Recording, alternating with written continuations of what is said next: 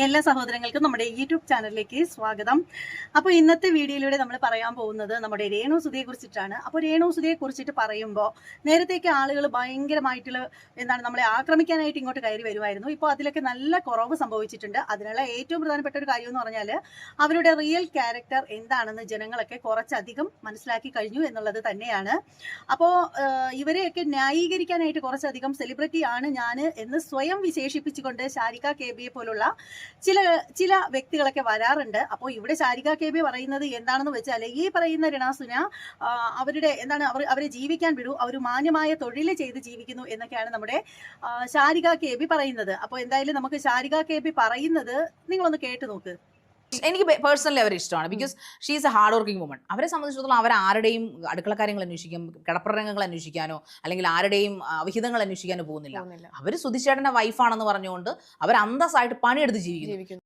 അപ്പൊ ഇങ്ങനെയാണ് ഓരോരോ ജന്മങ്ങൾ വന്നിട്ട് ഇവളെയൊക്കെ ന്യായീകരിച്ചുകൊണ്ടിരിക്കുന്നത്.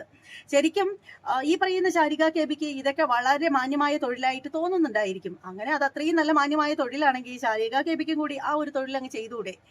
അങ്ങനെ ചെയ്തുകൂടെ ഷാരിക കെ.ബി? അപ്പോൾ എന്തുകൊണ്ടാണ് ഷാരിക അത് ചെയ്യാത്തത്? ഷാരിക വെറും ഹോട്ട് സീറ്റ് മാത്രം മതിയല്ലോ പുള്ളിക്കാരത്തേക്ക്. അതാവുമ്പോൾ ആരെങ്കിലുമൊക്കെ ഇങ്ങനെ പറഞ്ഞു കൂട്ടി അവിടെ കൊണ്ടുവന്നിട്ട് നമ്മൾ ഇങ്ങനെയൊക്കെ ചോദ്യങ്ങൾ ചോദിക്കും, നിങ്ങൾ തിരിച്ച് ഇങ്ങനെ പ്രതികരിക്കണം എന്നൊക്കെ പറഞ്ഞിട്ട് അവസാനം വേണമെങ്കിൽ നമുക്ക് കുറച്ച് വെള്ളം മുഖത്തേക്ക് ഒഴിച്ചോളൂ, പ്രശ്നമില്ല, ഞാൻ ചൂടാകുമ്പോൾ ഒന്ന് ഇറങ്ങിപ്പോയിക്കോളൂ എന്നൊക്കെ പറഞ്ഞ് ഒരു ധാരണയൊക്കെ ആക്കിയതിന് ശേഷമാണ് ഇവരെയൊക്കെ പുള്ളിക്കാരത്തിയുടെ ഹോട്ട് സീറ്റിലേക്ക് കൊണ്ടുവരുന്നത്. പുള്ളിക്കാരത്തിയെ കൊണ്ട് അതൊക്കെയല്ലേ പറ്റൂ. അപ്പോൾ എന്തായാലും അങ്ങനെ ജീവിച്ചു പോകുന്ന ഒരു ആളാണ് ഈ പറയുന്ന ഷാരിക കെ.ബി. എന്നിട്ട് പുള്ളിക്കാരത്തി ഇപ്പോൾ പറയുന്നതെന്ന് പറഞ്ഞാൽ നമ്മുടെ രണാസുന നല്ലൊരു തൊഴിൽ ചെയ്തല്ലേ ജീവിക്കുന്നതെന്നാണ്. അപ്പോൾ പിന്നെ ഷാരിക കെ.ബിക്കും ഈ നല്ല ഒരു തൊഴിൽ അങ്ങോട്ട് ചെയ്ത് ജീവിച്ചാൽ പോരെ? ഹോട്ട് സീറ്റിൽ കിട്ടുന്നതിനേക്കാളും നല്ല വരുമാനം കിട്ടുമോ? അപ്പോൾ എന്തായാലും നമ്മുടെ ഷാരിക കെ.ബി അങ്ങനെ ഒരു വഴിക്കായി എയറിൽ നിന്നും എയറിലോട്ട് ഇങ്ങനെ പറന്നുകൊണ്ടിരിക്കുകയാണ് ഷാരിക കെ.ബി. ഷാരിക കെ.ബി ആവശ്യമുള്ളതിനും ഇല്ലാത്തടത്തും ഒക്കെ വന്ന് രേണു സുധിക്ക് വേണ്ടിയിട്ട് തലവെച്ച് കൊടുക്കുകയാണ് ചെയ്യുന്നത്. ശരിക്കും ഇവിടെ ഷാരിക കെ.ബി വന്നിട്ട് നമ്മുടെ ഷെഫീന ഇത്തയെ നന്നായിട്ട് ചൊറിഞ്ഞു വെച്ചിട്ട് പോയിട്ടുണ്ട്. അപ്പോൾ ഷെഫീന ഇത്ത നമ്മുടെ ഷാരിക കെ.ബിയെ മാന്തി പറിച്ച് വിടുന്നുണ്ട്. അപ്പോൾ അത് നമ്മുടെ ഷെഫീന ഇത്തയെ എന്താണ് പറഞ്ഞതെന്നുള്ളത് കേട്ടിട്ട് വരാം. സോ എന്തായാലും തീർത്താത്ത വളരെ സന്തോഷം. രേണു സുധിക്ക് അല്ലെങ്കിൽ രേഷ്മ പി തങ്കച്ചൻ ഇനിയെങ്കിലും സമാധാനത്തോടെ അവരുടെ വർക്കുകൾ തുടരാം എന്ന് ഞാൻ വിശ്വസിക്കുന്നു, ഞാൻ ആഗ്രഹിക്കുന്നു, ഞാൻ പ്രാർത്ഥിക്കുന്നു. ബിക്കോസ് ഇത്രയും ദിവസങ്ങൾ, ഇത്രയും കാലങ്ങൾ അല്ലെങ്കിൽ ഇത്രയും മാസങ്ങൾ ഒരു ഒരു പ്രേതത്തെ പോലെ, ഒരു ഗോസ്റ്റിനെ പോലെ ഈ ഹോണ്ടഡ് ഹൗസിലേക്ക് നമ്മളിങ്ങനെ ആ ഒരു പ്രേതബാധ ശല്യം എന്നൊക്കെ പറഞ്ഞൊരു പ്രേതത്തെ പോലെ രേണുവിന്റെ പുറകെ നടന്ന് മാന്തി കീറാനും പേടിപ്പിക്കാനും ശ്രമിച്ചിട്ടും രേണു പേടിച്ച് എന്തുകൊണ്ടാണ് തെറുത്താത്ത ഇപ്പോൾ പിൻവാങ്ങുന്നത് എന്ന് നിങ്ങൾക്കറിയാവോ? പക്ഷെ എനിക്കറിയാം, ഷാരിക കെ.ബിക്ക് അറിയാം. ഷാരിക കെ.ബിയുടെ ചുറ്റിനുമുള്ള ഇവർക്കെതിരെ ഒരുപാട് ആൾക്കാർ പരാതികൾ ഇന്ന് സമാഹരിക്കുന്നുണ്ട്. ഒരു കൂട്ടപ്പരാതി. ഒരു പക്ഷേ കേരളത്തിലെ പകുതിയിലധികം സെലിബ്രിറ്റികളും സാധാരണ സെലിബ്രിറ്റികളും, ടോപ്പിൽ ഇരിക്കുന്ന സെലിബ്രിറ്റികളല്ല, നോർമൽ സെലിബ്രിറ്റികളുണ്ടല്ലോ, സിനിമകളിലും സീരിയലുകളിലും ബിഗ് ബോസിലും ഒക്കെ പങ്കെടുത്ത് സോഷ്യൽ മീഡിയ ഇൻഫ്ലുവൻസേഴ്സും അതോടൊപ്പം ബിഗ് ബോസ് താരങ്ങളുടെ ഒരു കൂട്ടം ആൾക്കാർ ഇവർക്കെതിരെ ഒരു പരാതി സ്വരൂപിച്ചിട്ടുണ്ട്. അത് ഉന്നതങ്ങളിലേക്ക് എത്തിച്ചേർന്നിട്ടുണ്ട്. പലയിടത്തും എത്തിക്കഴിഞ്ഞു, പല ഡിപ്പാർട്ട്മെന്റുകളിലും എത്തേണ്ടടുത്തും എത്തിക്കഴിഞ്ഞിട്ടുണ്ട്. ഒരു പക്ഷേ ചിലപ്പോൾ ഇനി ഷഫീന ബീവിക്ക് വീഡിയോ ചെയ്യാൻ പറ്റില്ലെങ്കിലോ, ചിലപ്പോൾ പൂജപ്പുര സെൻട്രൽ ജയിലിൽ ഉണ്ടേ വെള്ളം തിന്നിരിക്കുവാണെങ്കിൽ. അപ്പോൾ അതാണ്.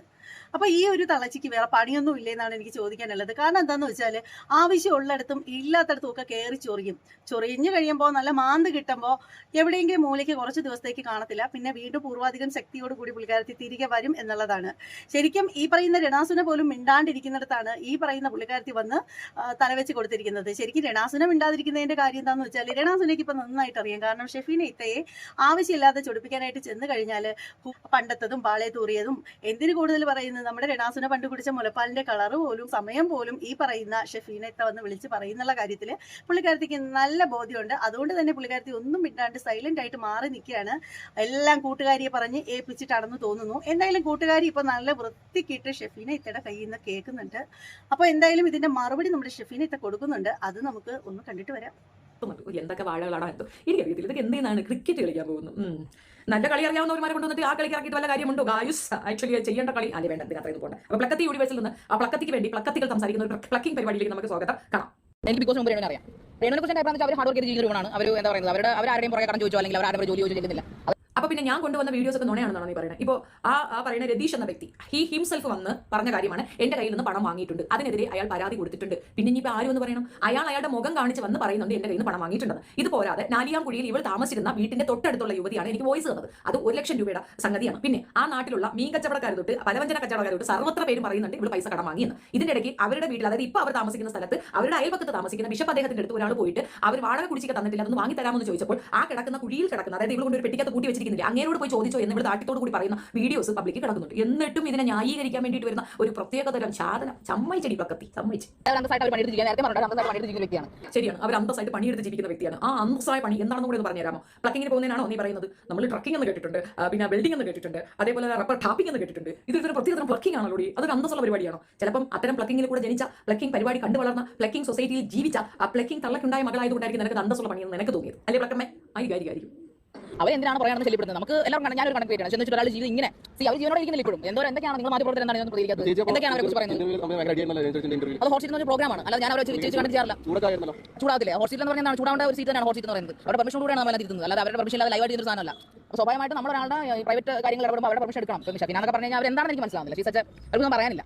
ഷെഫീൻ എന്താണെന്ന് നിനക്ക് അറിയത്തില്ലെങ്കിൽ ഞാൻ അഡ്രസ് തന്നില്ലേ? നീ അതുപോലെ നിന്റെ അഡ്രസ് ഒന്ന് ഞാനൊന്ന് അന്വേഷിക്കട്ടെ. നിനക്ക് ധൈര്യം ഉണ്ട് അതിന്റെ അഡ്രസ് ഒന്ന് തരാം? ഷെഫീൻ എന്താ പോയി അന്വേഷിക്കടി? നീ കുറച്ച് നേരത്തെ മുമ്പ് പറഞ്ഞെന്താണ് മറ്റുള്ളവരുടെ പേഴ്സണൽ കാര്യങ്ങളിലേക്ക് ഇടപെടുന്നതിന് മുമ്പ് നമ്മൾ അവരുടെ പെർമിഷൻ എടുക്കണം. നീ എന്നെ പറ്റി അവരാതെ പറയാൻ പെർമിഷൻ എടുത്തായിരുന്നു? കാട്ടും എടി കുക്കുമോളെ, എടി പ്ലക്കത്തി, ഇനി ഒരു പ്രാവശ്യം കൂടെ നീ എന്നെ പറ്റി മോശമായിട്ട് എവിടെയെങ്കിലും ഒരു സ്റ്റേറ്റ്മെന്റ് കൊടുത്തു എന്ന് അറിഞ്ഞാൽ ഞാൻ പോലീസുകാരോട് കൂടി പറയണം. ഈ നാറി ഞാൻ കണ്ടെടുത്തിട്ട് ടച്ച് ഞാൻ തീർക്കും. മനസ്സിലായ? ഇവിടെ എന്റെ കയ്യിൽ നിന്ന് മേടിക്കും. ഒരു തർക്കമില്ല, ഒരു കാര്യമില്ലാതെ എന്നെ ഇതിനകത്തേക്ക് വലിച്ചിരുന്നത്. ഞാൻ അന്ന് വീഡിയോ ചെയ്യുകയാണ്. എനിക്ക് ഇനി ഈ വിഷയമായിട്ട് മുൻപോട്ട് പോകാൻ താല്പര്യം, ഞാൻ ഇവിടെ സ്റ്റോപ്പ് ചെയ്യുകയാണ്. പിറ്റേന്ന് വിളിച്ചുകൊണ്ട് പ്ലക്കത്തി എന്തൊക്കെ വൃത്തികേടുകളാണ് എന്നെ പറ്റി പറഞ്ഞത്. എന്റെ ഊനം പറഞ്ഞതോ പോട്ടെ, എന്റെ ഭർത്താവ് എനിക്ക് 5-6 ഭർത്താവിന്റെ പ്ലക്കത്തി പോലെയാണ് വിചാരിച്ച. അടി നിന്റെ തള്ളയും നീ നാടിലുള്ള മാപ്പിളയായിട്ട് ജീവിക്കുന്നുണ്ടെങ്കിൽ അങ്ങനെ ജീവിച്ചോ. എന്നിട്ട് നിന്റെ കൂടെ ഉള്ളവൻ ഇല്ലാണ്ട് പോയത് എന്തുകൊണ്ട് അവൻ കളഞ്ഞിട്ട് പോയത്? നിന്റെ പ്ലക്കിംഗ് വീരത കൊണ്ടല്ലേ? അതുകൊണ്ടല്ലേ ഒരുത്തൻ നടക്കാതെ ഇങ്ങനെ നടക്കുന്നത്. അതിനെപ്പറ്റി നടക്കുന്ന അഭിപ്രായം നിന്റെ പേഴ്സണൽ ലൈഫ് എന്തെങ്കിലും ഞാൻ ഇതുവരെ കൊണ്ടുവന്ന് പറഞ്ഞിട്ടുണ്ടോ? നീ എന്റെ പേഴ്സണൽ ലൈഫ് എടുത്ത് വെച്ച് പറയുന്നത് എന്താണ്? ഇതാണ് മാധ്യമ പ്രവർത്തനം. എടി നീ ബിഗ് ബോസിൽ പോയ ഉടനെ നീ എന്തോ ആയെന്ന് നീ വിചാരിച്ചാ? നമ്മൾ കണ്ടതാണ് നിന്റെ പ്ലക്കത്തരം എന്താണെന്നുള്ളത്. നീ ആ പെണ്ണിന് വേണ്ടിയിട്ട് നീ സംസാരിക്കേണ്ട കാര്യം എന്താ? അത് പറയുന്നത് അവൾ പറയട്ടെ, അതിലെ ന്യായം. നീ ഏജന്റ് ആയതുകൊണ്ടാണ്. അത് നമുക്ക് തോന്നുന്നുണ്ട് നീ ഏജന്റ് ആണ്. നീ ഏജന്റ് ആയതുകൊണ്ടായിരിക്കാം. ഇവരെ ഞാൻ ഇതിലേക്ക് എന്ത് മറുപടി പറയും? ഇനി നമുക്ക് പ്ലക്കമ്മയ്ക്ക് എന്തോ പറയുന്നുണ്ട്. അപ്പൊ മറുപടി എന്ന് പറയുന്നത് ഇതൊക്കെ തന്നെയാണ്. വല്ല കാര്യം ഉണ്ടായിരുന്നു? തള്ളയെയും തള്ളയുടെ തള്ളയെയും വീട്ടിലിരിക്കുന്ന മുത്തിയെയും മുത്തനെയൊക്കെ വിളിപ്പിച്ച് കഴിയുമ്പോൾ ചില ആളുകൾ ഇങ്ങനെയാണ്. എന്നാൽ മാത്രമേ അവർക്ക് സമാധാനം കിട്ടത്തുള്ളൂ. വഴിയേ പോയ അടി ഇരന്ന് മേടിക്കുകയാണ് ഇവിടെ ശാരിക കെ ബി ചെയ്തത് എന്നുള്ള കാര്യത്തിൽ യാതൊരു തർക്കവും ഇല്ല. അപ്പോൾ ശാരിക കെ ബിക്ക് ഇതിന്റെ ഒന്നും യാതൊരുവിധ ആവശ്യമില്ലായിരുന്നു. കൂട്ടുകാരിയെ സംരക്ഷിക്കുന്നതിന് വേണ്ടിയിട്ട് ഇറങ്ങി തിരിച്ചതാണ്. അപ്പോൾ കുറച്ച് എയറിൽ കിടന്ന് കറങ്ങിക്കോളൂ. ഈ പറയുന്ന പുള്ളിക്കാരത്തിക്ക് വേണ്ടിയിട്ട് മുന്നോട്ട് വന്നിട്ടുള്ള പലരും ഇതുപോലെ എയറിൽ കിടന്ന് കറങ്ങിയിട്ടുള്ള ചരിത്രമാണ് ഉണ്ടായിട്ടുള്ളത്. രണ്ടും കൽപ്പിച്ച് നമ്മുടെ രണാസുനയ്ക്ക് വേണ്ടിയിട്ട് മുന്നോട്ട് വന്ന നമ്മുടെ ശാരിക കെ ബിയെ വലിച്ചു കീറി 4ആയിട്ട് മടക്കി ഭിത്തിയിൽ ഒട്ടിച്ച് വെച്ചിരിക്കുന്നതാണ് നമ്മൾ കാണുന്നത്. അപ്പോൾ എന്തായാലും കൂടുതലായിട്ട് ഒന്നും പറയാനില്ല. ഇനി ഒരുപാട് സംഭവങ്ങളെ കുറിച്ചിട്ട് നമുക്ക് പറയാനുണ്ട് നമ്മുടെ രണാസുനയുടെ ഇപ്പോഴത്തെ ഒരു പോക്കിനെ പറ്റിയിട്ട്. അപ്പോൾ അതിനെ പറ്റിയിട്ടാണ് നമ്മൾ സ്റ്റാർട്ടിങ്ങിൽ പറഞ്ഞൊന്ന് സൂചിപ്പിച്ച് വെച്ചിട്ടുണ്ടായിരുന്നത്. പക്ഷെ എന്തായാലും വേണ്ട, ഈ ഒരു വീഡിയോ കൂടി അതങ്ങ് പറയുന്നില്ല. കുറച്ചധികം കാര്യങ്ങൾ പറയാനായിട്ടുണ്ട്. അപ്പോൾ വീഡിയോയുടെ ലെന്ത് വെറുതെ നീട്ടിക്കൊണ്ട് പോകേണ്ട ആവശ്യമില്ലല്ലോ. അപ്പോൾ നമുക്ക് അടുത്ത വീഡിയോയിൽ വന്നിട്ട് നമ്മുടെ രണാസുന ഇപ്പോൾ നമ്മുടെ എന്താ പറയുക, നമ്മുടെ രണാസുന ഇപ്പോൾ കാണിച്ചു കൂട്ടുന്ന പരാക്രമങ്ങൾ സബ്സ്ക്രിപ്ഷനിൽ വന്നിട്ടാണേ.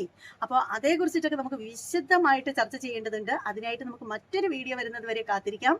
അപ്പോൾ നമ്മുടെ ചാനൽ ഇതുവരെയും കണ്ടിട്ടുള്ള എല്ലാ ആളുകളും ഒന്ന് സബ്സ്ക്രൈബ് ചെയ്ത് സപ്പോർട്ട് ചെയ്തേക്കണം. അതോടൊപ്പം തന്നെ പറയേണ്ട ഒരു കാര്യം എന്ന് വെച്ചാൽ സബ്സ്ക്രൈബ് ചെയ്തിട്ട് മാത്രം കാര്യമില്ല, നിങ്ങൾ ലൈക്ക് തരണം. അതുപോലെ നിങ്ങളുടെ കമന്റ് ഉറപ്പായിട്ടും ഉണ്ടായിരിക്കണം. പിന്നീട് ഹൈപ്പ് ചെയ്യണം. വീഡിയോകളെല്ലാം പരമാവധി ഹൈപ്പ് ചെയ്തിട്ട് കാണാനായിട്ട് ശ്രദ്ധിക്കുക. അപ്പോൾ ഈ ഒരു വീഡിയോയിലൂടെ പ്രത്യേകം പറയേണ്ട ഒരു കാര്യം എന്ന് വെച്ചാൽ ഇന്നത്തെ കാലഘട്ടത്തിൽ തലയോട്ടിയിൽ താരനില്ലാത്ത ആളുകൾ വളരെ കുറവാണ്. വർദ്ധിച്ചു വരുന്ന താരന്റെ ശല്യം എന്ന് പറഞ്ഞാൽ നമുക്ക് തലയോട്ടിയെ മാന്തി കീറി വലിച്ച് പറിച്ച് വെക്കുന്ന ഒരു സാഹചര്യത്തിലേക്ക് പോയിരിക്കുകയാണ്.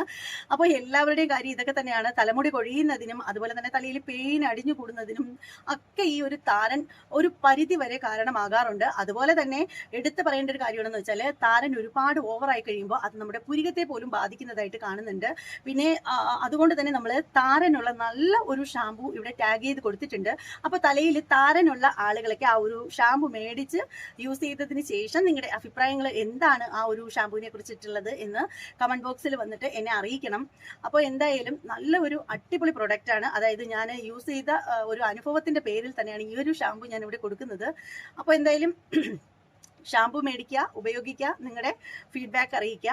അപ്പോൾ വീഡിയോയെ കുറിച്ചിട്ടുള്ള നിങ്ങളുടെ അഭിപ്രായങ്ങൾ കമന്റ് ചെയ്തേക്കുക. ഇനി മറ്റൊരു വീഡിയോ ആയിട്ട് വീണ്ടും കാണാം. അതുവരെ എല്ലാവർക്കും ബൈ.